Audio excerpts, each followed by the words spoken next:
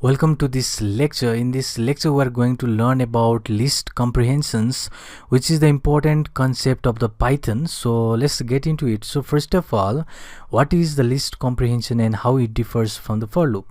So if I make any example over here, so let me say for x in range, when we know the range function and how it works. So let me say range 20. And here I'll make the condition here. If x is modulus of 2 is equal 0, then let me just print my x, which obviously you should see from this code we're going to get only the even number from 0 to 19, and let me just print this, and it is going to get us 0 to 18. Basically 19 is odd number, so it is going to print 0 and 2, 3 and all of this, which is obviously the even number. But if you want to do this with the list comprehension, it will be more readable because it will be executed in a single line. So instead of making all of these line, it will be only the single line. So let's make the list comprehension in action. So let's see how this works. So first of all, I'll say number, and I'll say it is even number. So all you need to see here is list comprehension operation will just result us that is list. So everything you do here will result the list. That means we have to have the list over here.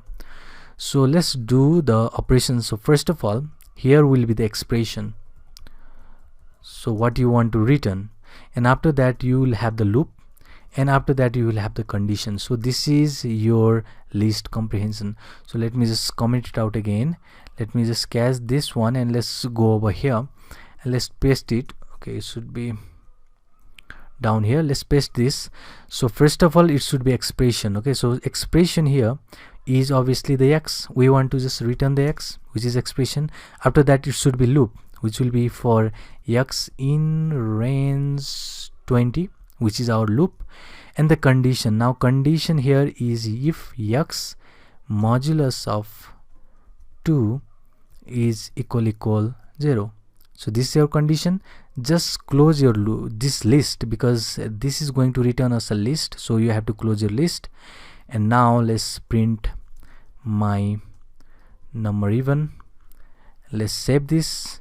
Let's remove all of this, and let's save this again. Let's press F5. It is going to give us the number, but this time it is in the form of list, because list comprehension will always result the list, and we are just returning or printing that list, which is the result of the list comprehension. So you can see, instead of this whole 3 line, this single line is more readable, because if you just know about the list comprehension, you'll see, okay, this is expression, and this one is loop, and this one is a condition. So you can do multiple things with this list comprehension. So if you see here, this expression is a single expression, and the loop can be multiple loop, and the conditions here can be also the multiple condition. If you say something like, if, okay, I want to add another condition, if x is not equal to maybe 0, I want to have 0. So let's save this, and you can see now again we have omitted the 0. So this part was because of the for loop. So let me just remove again the for loop, and let's save this, press F5. Now it will just omit 0 from our list comprehensions result, because we have added the new condition saying that omit that 0.